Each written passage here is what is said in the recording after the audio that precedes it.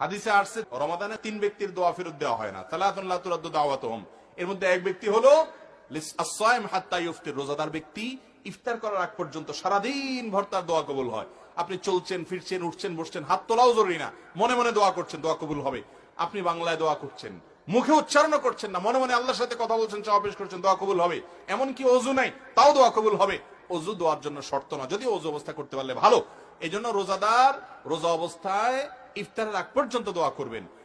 আর একটা গুরুত্বপূর্ণ সময় হলো ভোর রাত, যেটা সারা বছরের জন্য গুরুত্বপূর্ণ, কিন্তু রমাদানে এটা সুযোগটা বেশি হয়, সারি খেতে আমরা উঠি, অতএব এই টাইমে বিশেষভাবে আল্লাহর কাছে কি করা উচিত? দোয়া করা উচিত। রমাদানে বেশিরভাগ মানুষের দোয়া হয় না ভাই। দোয়া না করলে কিসের রমাদান? দোয়াটাই তো ইবাদতের মূল।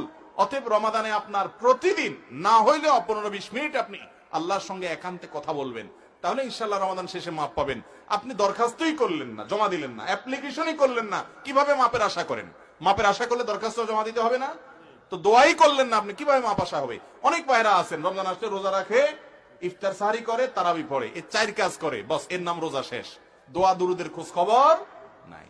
আবার দোয়া আছে ওই যে রেডিমেড দোয়া, হুজুর একটু উঠান, একটু কান্দায় দেন আমাদেরকে, হুজুরের তালে তালে কান্দেন। রেডিমেড দোয়া আছে, বাবা রেডিমেড দোয়া না, নিজের দোয়া নিজে আল্লাহর কাছে পেশ করেন।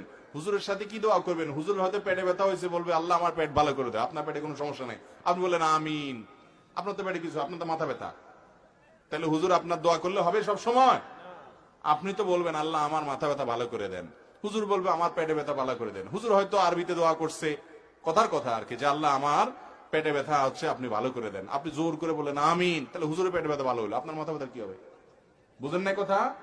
এই জন্য দোয়াটা নিজের কাছে আল্লাহর কাছে চাওয়া চেষ্টা করতে হবে। আমরা অনেক সময় দোয়া করার কথা বললে বলি কি, বলি হুজুর কেমনে দোয়া করবো আল্লাহর কাছে?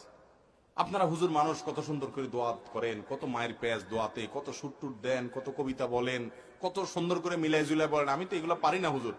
আমরা মনে করি আল্লাহর কাছে মায়ের পেঁয়াজ দিয়ে বললে বোধহয় কবুল হয় না। আল্লাহর কাছে মায়ের পেঁয়াজের কোনো বাদ নাই। আল্লাহ দেখেন অন্তর অন্তর, চোখের পানি ফেলে কিছু বলতে পারে না, শুধু কায়দা দিচ্ছেন, বস আল্লাহ অন্তরের খবর জানে, কি চাইতেছেন মঞ্জুর হয়ে যাবে ইনশাআল্লাহ।